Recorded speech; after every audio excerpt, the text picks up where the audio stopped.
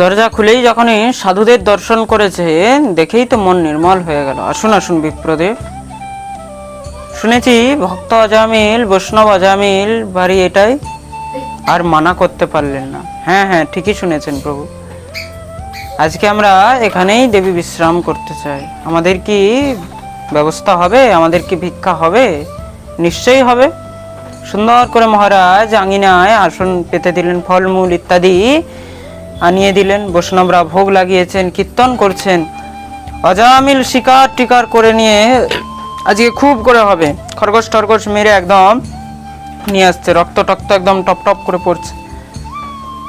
তার স্ত্রী বাচ্চাদেরকে পাঠালেন, যাও যাও পেছনের দরজা দিয়ে তাকে লুকিয়ে একটু নিয়ে আসে, ঝোলা টোলা ফেলে একটু স্নান টান করিয়ে বস্ত্র ইত্যাদি পরিয়ে কপালে চিন্দন দিয়ে মাথায় চন্দন দিচ্ছেন। অজামিল বলছে, মাথা খারাপ হয়ে গেছে, আমাকে তুই বাবাজি বানাবি নাকি? আরে চুপ হয়ে যা, আজকে একটু সাধু বৈষ্ণবরা এসেছে। হ্যাঁ, সাধু বৈষ্ণব, আচ্ছা দেখছি। হ্যাঁ, কোথায় তোর সাধু বৈষ্ণব দেখছি, আমার জন্য কিছু বলো না। আচ্ছা তুই বলছিস বলে কিছু বললাম না। দেখুন, স্ত্রীরাই পারে ঘরের বাতাবরণকে পাল্টাতে, তো স্ত্রীরাই বিগাড়তে পারে, আবার স্ত্রীরাই ঠিক করতে পারে। তখন অজামিল এসে বসেছে।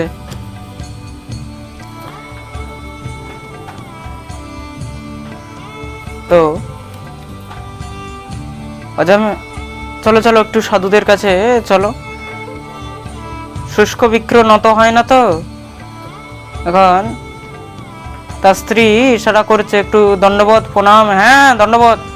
সাধুরা বুঝে গেলেন দণ্ডবত করছে না মারতে ধরা যাচ্ছে। সাধুরা বুঝে গেলেন,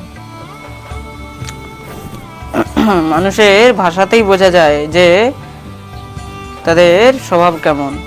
সাধু বৈষ্ণবের ভাষাই আলাদা হবে। জয় রাধে, জয় গৌর, জয় নিতাই। বসালেন, অজামিল বসো। আচ্ছা আমাদেরকে একটু ভজন কীর্তন শোনাও তো। অজামিল এবার ভজন কীর্তন, মহারাজ আমার এসব আসে না। আচ্ছা ঠিক আছে, তোমার ছেলে পেলে কয়জন আছে? বলছে আমার 10টি পুত্র। ওরে বাপরে, কত বড় কাজ করে দিয়েছে, 10টি পুত্র। আচ্ছা নাম কি রেখেছ? আর নাম আর কি মহারাজ? ওই চিন্টু, চিন্টু পিন্টু সিন্টু টিঙ্কু, আজকাল যেমন ঘরে ঘরে নাম হয়। হ্যাঁ, আচ্ছা আমি একজনের বাড়িতে গেছি, আমাদের এখানে সামনে এখানে একজনের বাড়ি আছে, একজনকে ডাকছে পল্টু, বল্টু, বল্টু না পল্টু, আমি ঠিক নামটাও ঠিক করে জানি না। আর ওদের বাড়িতে দুটো কুকুর আছে, আমি প্রত্যেকদিন সন্ধ্যাবেলা যাই, ওই বাড়িতে দুটো কুকুর আছে, তাদের কুকুরটার নামও বল্টু। এখন বল্টুকে ডাকলে ওই ছেলেটাও আসছে আর ওই কুকুরটাও আসছে, এখন কাকে ডাকছে বোঝাই যাচ্ছে না। তো নামও যদি রাখতে হয়, নাম তখন ভগবানের নামেই রাখা উচিত। তো সাধুরা বললেন, আর কোনো ইচ্ছা আছে? আরে 11 নম্বর এখনো লাইনে আছে। আচ্ছা, বলে একটা কাজ করবে, তার নাম কি রাখবে জানো? বললেও তার নাম রাখবে নারায়ণ। বলে ঠিক আছে, রেখে দেবো। সাধুদের কৃপায় সন্তানের জন্ম হলো, নাম হলো নারায়ণ। যেই ঘরের মধ্যে কখনো ভগবানের নাম হতো না, সেই ঘরের মধ্যে এখন দিন রাত নারায়ণ নারায়ণ হচ্ছে। মাও বলছে নারায়ণ, বাবাও বলছে নারায়ণ, ভাইও বলছে নারায়ণ, সকলেই নারায়ণ নারায়ণ নাম জপ করছে, বলতে থাকছে। একদিন সে অজামিল অসুস্থ হয়ে গেছে, অসুস্থ হয়ে পড়ে আছে। হঠাৎ করে দেখছে 4 জন বড় বড় যমদূত তাকে মোটা মোটা শিকল দিয়ে বাঁধছে, তাকে নিয়ে যাওয়ার জন্য উদ্যত হয়েছে। ভয় পেয়ে গেলেন। বাইরে ওই বাচ্চা নারায়ণ খেলছিলেন, জোর দিয়ে ডাকলো নারায়ণ।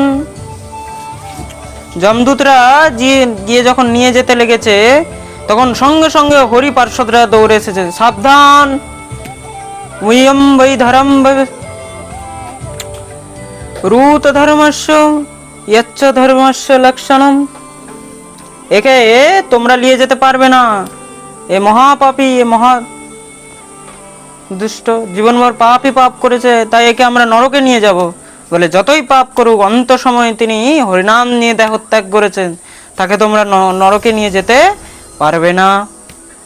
আচ্ছা, হরিনাম করলে তার সমস্ত পাপ শেষ? আমরা মানি না, চলো ধর্মরাজের কাছে গিয়ে বিচার করবে। এই নিয়ম স্বয়ং শাস্ত্র বলেছে, বেদ প্রণীত ধর্ম অধর্মস্তৎপবুদ্ধরি বেদ নারায়ণ স্বয়ং। বেদ ধর্ম আর অধর্মকে প্রতিপাদিত করেছে, তার জন্য সে পাপ করেছে, আর এই নারায়ণ নাম করাতে তার সব পাপ নাশ হয়ে যাবে। চলো, আমিও দেখছি। স্বয়ং ধর্মরাজ তার বিচার করবে। গেলেন ধর্মরাজের কাছে, বিচার শুরু হলো।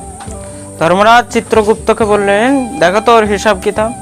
বলে, মহারাজ হিসাব কিতাব তো সব দেখলাম, জীবনভর শুধু পাপই পাপ করেছে, কিন্তু অন্ত সময় হরিনাম করে দেহত্যাগ করার কারণে সমস্ত পাপ থেকে সে মুক্ত হয়ে গেছে। বলিয়ে ভক্তবৎসল ভগবান কি। একবার কৃষ্ণ নামে যত পাপ হরে, পাপীর কি সাধ্য আছে তত পাপ করে। এই হলো হরিনামের মহিমা, বিচার করে দেখবে। গো কোটি দানম গৃহণ কাশী প্রয়াগ কল্প ইতকল্প বাস যজ্ঞগতম সুবর্ণ দানম গোবিন্দ নামনা কদাপি তুল্যম। কোটি কোটি গোদান, স্বর্ণদান, ভূমিদান, সেই ফল নেই, সেই সমস্ত ফল একটি গোবিন্দ নামে সমানও নয়।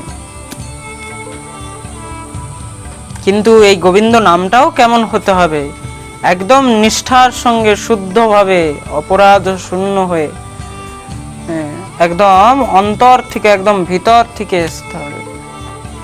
তার জন্য যত পারবে শুদ্ধ হয়ে, অপরাধ থেকে বেঁচে ভগবত নাম স্মরণ করবে। যেইভাবে পারবে, ভাই উভায় কুভায় অনেক আলস জপত মঙ্গল দিশে দশ। মন হোক তাও হরিনাম নাও, আর না হোক তাও নাও, কিন্তু হরিনাম করতে হবে। করলেই তুমি তার ফল পাবে। কারেন্ট আছে না, কারেন্টে তুমি জেনে হাত দাও আর না জেনে হাত দাও, শক তোমাকে দিতেই হবে, লাগতেই হবে। তদ্রূপ হরিনাম, তুমি যেইভাবেই হরিনাম নাও সেইভাবেই তুমি তার ফল পাবে। প্রেম সে বলো। তার জন্য মহারাজ সবসময় হরিনাম নিতে থাকবে, যত পারবে তত হরিনাম নিতে থাকবে। আর কিভাবে গাইবে? উচ্চস্বরে। কেন? তাতে তোমারও কল্যাণ হবে, আর তাতে 10-এরও কল্যাণ হবে। কি বলবে? बोल हरि हरि हरि बोल केशव माधव गोविंद बोल। তো নারায়ণ নামের যত মহিমা রয়েছে, ততই নারায়ণ কবচেরও মহিমা রয়েছে। মহারিষি বিশ্বরূপ দেবরাজ ইন্দ্রকে নারায়ণ কবচের উপদেশ করেছিলেন। কাউর যদি অকাল মৃত্যু হয়, অপমৃত্যু হয়, তখন তাকে নারায়ণ কবচ ধারণ করা উচিত, বা নিত্য নারায়ণ কবচ পাঠ করা উচিত। আপনি যদি কারো অকাল মৃত্যুর ভয় থাকে, তখন যে সেই নারায়ণ কবচ নিতে পারে।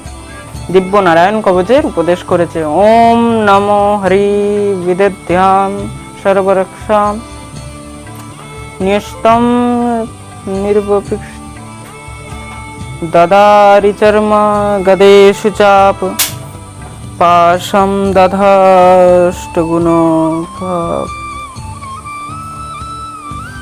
এই নারায়ণ কবচের মহিমা, দেবরাজ ইন্দ্র অপমৃত্যুর ভয়ে, অপমৃত্যুর ভয়ে থেকে বাঁচলেন।